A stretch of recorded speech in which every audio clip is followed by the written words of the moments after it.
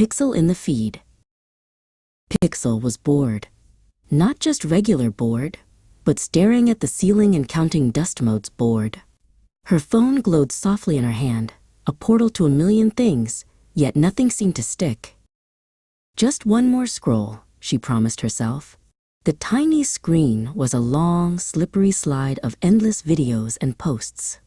With a blink, the words on the screen stretched, the light grew brighter, and the sound warped into a high-pitched zing.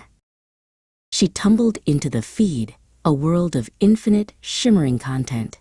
Everything moved fast, stacked in vertical blocks that whizzed past.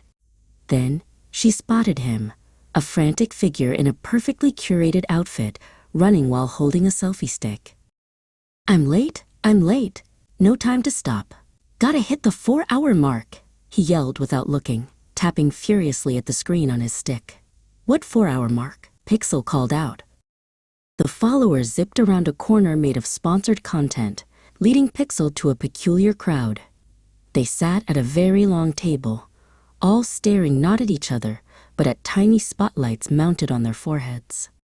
Welcome to the always-on live stream, droned a girl who had "The Listener" written on her shirt. We don't talk to each other, only at the audience. Are you subscribed? Like and subscribe. My lighting is perfect, isn't it? Pixel felt dizzy from the forced cheer. She needed fresh air. She pushed through a filter mist and found herself in a courtroom, where the walls were covered in angry, glowing comments. On a giant, glowing throne sat the ruler of the feed, the algorithm. She wasn't a person, but a massive, shifting hologram made of code and trending topics. She pointed a massive cursor at Pixel. Your engagement is low, the algorithm boomed, her voice sounding like 1,000 notification pings. Your content lacks conflict.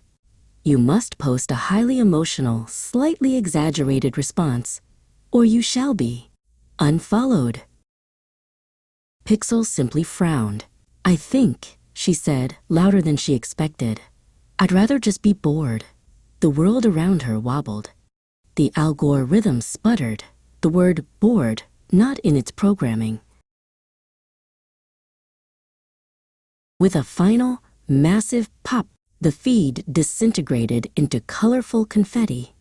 Pixel blinked, finding herself back on her rug, the dust mote still hanging near her nose. Her phone was quiet in her hand.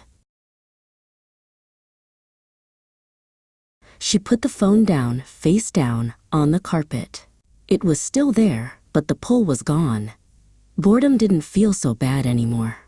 It just felt like quiet. And quiet, she realized, was a great place to start a real story.